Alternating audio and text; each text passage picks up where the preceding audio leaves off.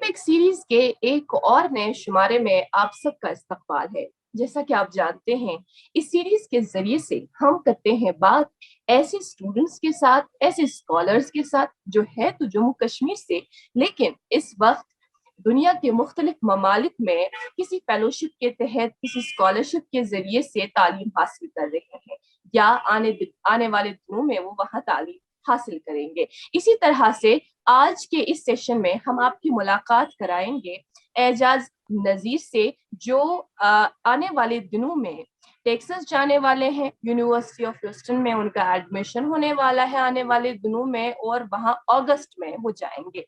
और किस मखसूस फेलोशिप के तहत जा रहे हैं, पीएचडी करने के लिए, डॉक्टरेट करने के लिए वहां जा रहे हैं। मैथमेटिक्स इनका बैकग्राउंड में सब्जेक्ट रहा है। इन्होंने मास्टर्स भी इसी में कंप्लीट किया हुआ है अलीगढ़ मुस्लिम यूनिवर्सिटी से। तो आने वाले दिनों में अगस्त के माह में ये टेक्सास जा रहे हैं, यूनिवर्सिटी ऑफ ह्यूस्टन। आइए तफसीलन इनसे बात करते हैं। एजाज, आपका बहुत बहुत इस्तकबाल, बहुत शुक्रिया हमारी दावत कबूल करने के लिए। जी, आपका भी शुक्रिया। कश्मीर लाइफ बहुत खुशी होती है जब हम आप जैसे स्कॉलर से या स्टूडेंट से बात करते हैं, क्योंकि हमारी सीरीज का मकसद ही यही है कि हम अपनी सीरीज के जरिए से ज्यादा ऑडियंस, ज्यादा से ज्यादा स्टूडेंट्स तक पहुंच पाए और उनको एक रास्ता दिखाएं।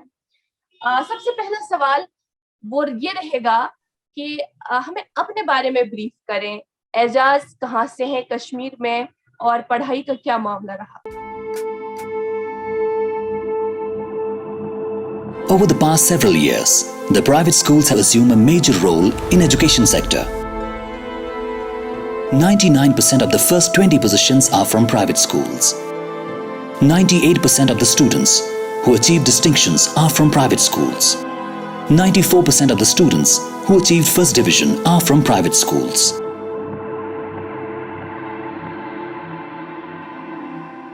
जी, मेरा ताल्लुक नागाम से है, चारोरा डिस्ट्रिक्ट बडगाम। और मेरी जो इनिशियल पढ़ाई हुई थी वो यहीं पास के गवर्नमेंट पब्लिक स्कूल से हुई थी, 10th 11th 12th। और फिर मैंने जो है एंट्रेंस एग्ज़ाम्स दिए थे। तो एएमयू में मेरा अलीगढ़ मुस्लिम यूनिवर्सिटी में मेरा बीएससी के लिए हो गया था। तो फिर मैंने वहाँ से मास्टर्स प्रोग्राम भी किया मैथमेटिक्स से। So this is my just brief background. Ejaz, जो कि आप बड़गाम डिस्ट्रिक्ट से ताल्लुक रखते हैं, जब यहाँ पर आपने पढ़ाई की, कंप्लीट मुकम्मल की, उसके बाद आपको करना था बैचलर्स, जाहिर सी बात है उसके बाद आता है मास्टर्स, तो आपने अलीगढ़ मुस्लिम यूनिवर्सिटी का ही इंतखाब क्यों किया? एक्चुअली हमारे ऑलरेडी यहाँ से कुछ सीनियर्स गए थे, like doctor Mudassir, who is currently working at imperial college London. He has also done his PhD from imperial college London. और इशफाक भाई थे दूसरे, उनका मास्टर्स फिनलैंड से हुआ था, फिर अभी वो बेल्जियम में है। और एक और भाई दानिश भाई हैं, वो भी अभी जर्मनी में है, यूनिवर्सिटी ऑफ स्टटगर्ट। तो उन्होंने भी बैचलर्स और मास्टर्स अलीगढ़ मुस्लिम यूनिवर्सिटी से किया है। तो that was my initial inspiration about joining Aligarh Muslim university. यहाँ जब तालीम हासिल कर रहे थे तो इस तरह का कोई ख्वाब रखते थे आप कि आप बाहर किसी यूनिवर्सिटी में, फॉरेन किसी यूनिवर्सिटी में मजीद आगे पढ़ाई हासिल करेंगे? इनिशियली 12th में तो उतना एक्सपोजर नहीं था, बिकॉज मतलब कश्मीर में उतना उस टाइम, मतलब 2015 में मैंने 12th किया था, तो उतना मेरा एक्सपोजर नहीं था बाहर फॉरेन यूनिवर्सिटीज़ के लिए। लेकिन बस मुझे इतना पता था कि फॉरेन भी जा सकते हैं, क्योंकि ऑलरेडी कुछ लोग गए हुए थे। तो बाकी मुझे पता नहीं था कि किस तरह आगे जो है लाइफ चलेगी, और किस तरह फॉरेन यूनिवर्सिटीज के लिए अप्लाई करना होता है, क्या चीज़ें ज़रूरत होती है, वो सब मुझे आइडिया नहीं था। बस मुझे उस टाइम इतना ध्यान था कि मुझे बीएससी मैथ से करना है अलीगढ़ मुस्लिम यूनिवर्सिटी से। ठीक। अच्छा, हमें ये बताइएगा, आपने मैथमेटिक्स में अपना मास्टर्स कंप्लीट किया है। अभी आप एक मखसूस और खास जो यूनिवर्सिटी है, यूनिवर्सिटी ऑफ ह्यूस्टन, वहां जा रहे हैं अगस्त में। किसी फेलोशिप प्रोग्राम के तहत आप वहां जा रहे हैं, और वो फेलोशिप प्रोग्राम क्या है? जी, मेरी जो फेलोशिप है वो यूनिवर्सिटी की तरफ से ये मिलती है पीएचडी स्टूडेंट्स को। उसे ग्रेजुएट टीचिंग असिस्टेंटशिप कहते हैं और उसमें ट्यूशन वेवर भी इंक्लूड होता है। एग्ज़ैक्टली मतलब ये पूरा फ्री होता है। वो उसमें अच्छा। जो लिविंग एक्सपेंसेस है वो ग्रेजुएट टीचिंग असिस्टेंटशिप के थ्रू मिलती है। वहाँ मतलब बैचलर स्टूडेंट्स को पढ़ाना पड़ता है, तो उसके थ्रू मुझे ये फेलोशिप मिली। ठीक। ज़ाहिर-सी बात है, मतलब पहले-पहले तो एक इंसान को मालूम ही नहीं होता कि अब अगर मैंने यहाँ पढ़ाई हासिल की, अब मैं इसके बाद क्या करूँ? आगे दूसरा स्टेप मेरे लिए होना क्या चाहिए? आपके लिए गाइड, आपके लिए मेंटर कौन रहे और साथ ही साथ अप्लाई आपने किस तरह से किया? वो ज़रा प्रोसेस हमें समझाएँ। जी, वो एक बहुत लंबा प्रोसेस है एक्चुअली। हमारा जो अलीगढ़ मुस्लिम यूनिवर्सिटी का एलुमनाई वो है, तो वो बहुत सारे स्टूडेंट्स हैं डिफरेंट यूनिवर्सिटीज़, यूएस यूनिवर्सिटीज़ पे, या कुछ ग्रेजुएट भी हुए हैं ऑलरेडी यूएस यूनिवर्सिटी से। तो उन्होंने एक एलुमनाई बनाया है अपना, उसे एसएसजीएसए कहते हैं, alumni SSGSA alumni, sir Syed global scholar award के लिए। तो जब मैं मास्टर में था एसएसजीएसए के नाम से, sir Syed scholar global award, तो उसमें मैंने अप्लाई किया। तो फिर वो शॉर्ट लिस्ट करते हैं अपना जो भी उनका क्राइटेरिया है, और उसके बाद वो इंटरव्यू के लिए शॉर्ट लिस्ट करते हैं। इंटरव्यू में फिर वो ये सब अपना जो भी उनका प्रोसीजर है, तो वो भी मैंने क्वालिफाई किया। तो फिर वहाँ से मेंटरशिप अलॉट होती है, मेंटर्स अलॉट होते हैं हुँ, उनके प्रोग्राम के थ्रू, और वो आपको जो डिफरेंट एग्जाम्स देने पड़ते हैं बाहर के लिए, इंटरनेशनल एग्जाम्स लाइक जीआरई देना होता है या टॉफल देना होता है इंग्लिश रिक्वायरमेंट्स के लिए। तो और एप्लीकेशन फ़ी जो होता है यूनिवर्सिटीज़ का, 5 डिफरेंट यूएस यूनिवर्सिटीज़ या और भी मतलब 5 डिफरेंट यूनिवर्सिटीज़ का वो एप्लीकेशन फ़ी देते हैं आपको।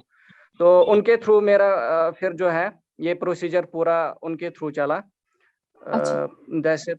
या ओके, तो इस तरह से आपने इन यूनिवर्सिटीज़ के लिए अप्लाई किया और आपकी जो सिलेक्शन है, आपने जो खुद सेलेक्ट की वो है यूनिवर्सिटी ऑफ ह्यूस्टन टेक्सास में जो है। ख़ैर हमें ये बताइएगा, हम आपसे ये जानना चाहेंगे कि चूँकि पहली दफ़ा आप अ, मुख्तलिफ़ इस तरह से फ़ॉरेन कहीं जा रहे हैं या इससे क़ब्ल भी आप फ़ॉरेन होकर आए?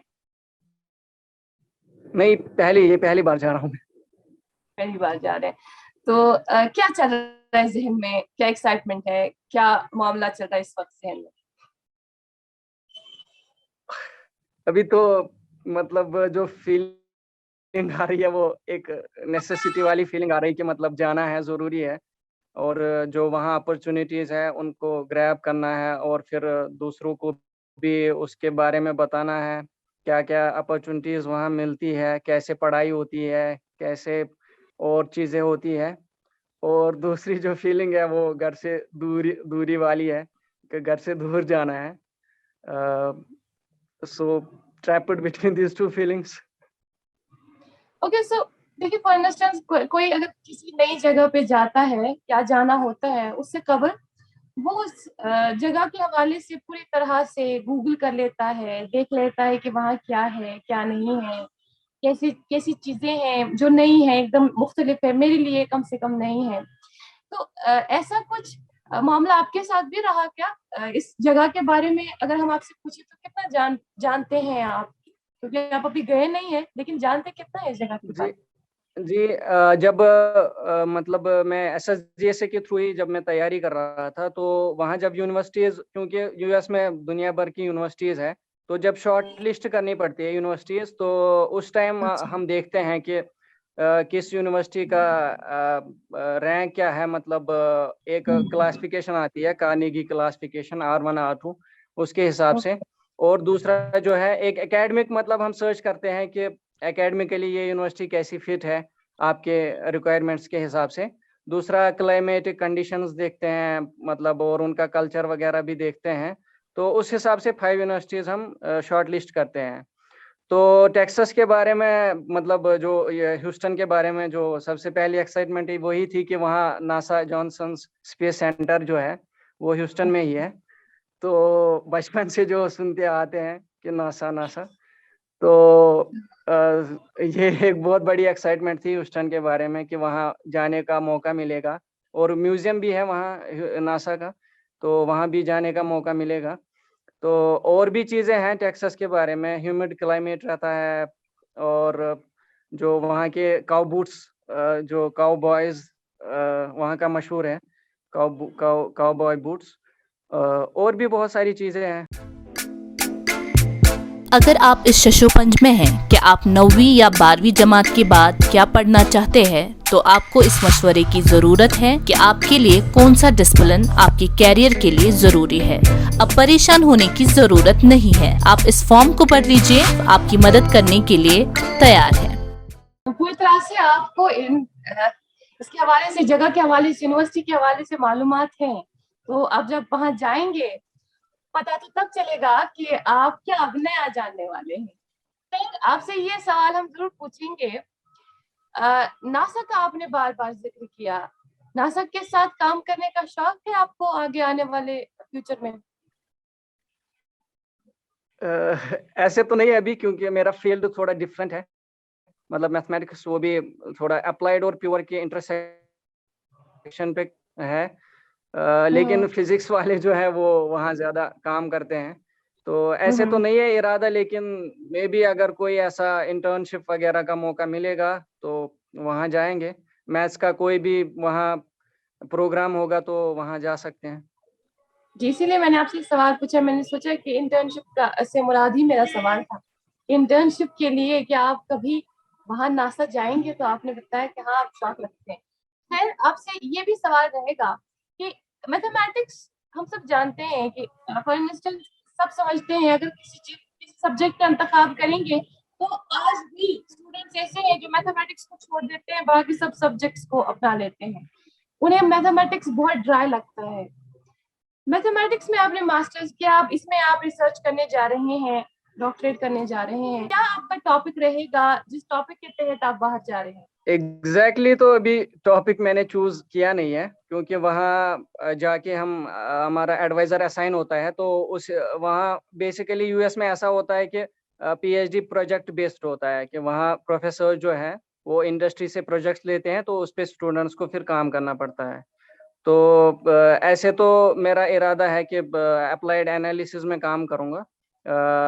उसमें जो है फंक्शनल एनालिसिस एक ब्रांच है, उसमें कुछ वो असल में प्योर मैथमेटिक्स है, तो उसमें जो है एब्स्ट्रैक्ट मेथड्स वगैरह पढ़ के, या लाइक स्पेक्ट्रल एडजॉइंट ऑपरेटर्स वगैरह, अब पता नहीं मतलब कितना समझ आएगा जो सुन रहे हैं उनको, तो उसकी जो है थ्योरी और उसके फिर एप्लीकेशंस पढ़ते हैं इन differential equations, in finding the solutions of differential equations. तो वो एरिया मुझे अभी मतलब अपने जहन में रखा हुआ है, लेकिन बाद में जो है वहीं पूरा डिसाइड होगा। फॉर इंस्टेंस आप डॉक्टरेट के हवाले से बाहर तो जा रहे हैं, वहाँ एक मखसूस टॉपिक के तहत पीएचडी करके जरूर आएंगे, लेकिन उसके बाद कुछ सोचा है या फिलहाल आपका जो मेन फोकस है वो पीएचडी? जी, अभी तो पीएचडी ही फोकस है, लेकिन इंशाल्लाह कोशिश करेंगे कि जो वहाँ से सीख कर आएंगे तो वो यहाँ अगर किसी यूनिवर्सिटी में जॉब करने का वो मौका मिला तो वो यहाँ भी इम्प्लीमेंट करने की कोशिश करेंगे, और मैथमेटिक्स का जो जिस्ट है वहाँ किस तरह से पढ़ाई होती है और यहाँ किस तरह से पढ़ाई होती है, वो जो डिफरेंस है उसको दूर करने की कोशिश करेंगे, ताकि जो लोग हैं ज़्यादा से ज़्यादा इंटरेस्टेड हो जाए मैथमेटिक्स की तरफ। जो कि अभी जो डिक्लाइन हम देख रहे हैं, लोग ज़्यादा प्रेफर नहीं करते यहाँ कश्मीर में मैथमेटिक्स को, तो उसको कोशिश करेंगे कि इंशाल्लाह ये गैप कम हो जाए। ठीक, फिलहाल तो आपने जहन में ये चीजें रखी हैं, वहां जाकर जो आप इंशाल्लाह इसको इम्प्लीमेंट करेंगे, लेकिन क्या पता वहां जाकर ख्यालात बदलें, मजीद आप कुछ और करना चाहें, वो भी तो हो सकता है, क्योंकि ये ऐसी चीज नहीं है कि जो कंस्टेंट रहे, स्टैटिक रहे, ये चेंजिंग है, तो जाहिर सी बात है शायद चेंज हो। खैर, एजाज, आपसे बात करके बहुत अच्छा लगा, और हम उम्मीद करते हैं कि जो स्टूडेंट्स हैं उन्होंने आपके जो तजुर्बात हैं एएमयू में जो रहे, और इंशाल्लाह जो अब आगे आने वाले दिनों में आप जा रहे हैं, तो इंशाल्लाह हम आपको इसके लिए बेस्ट ऑफ लक कहते हैं, ऑल द बेस्ट, जाके अच्छा करें, और हमारी इस कौम के लिए आप एक अलम बरदार साबित हों, हम तो यही दुआ करेंगे। Thank you so much. है।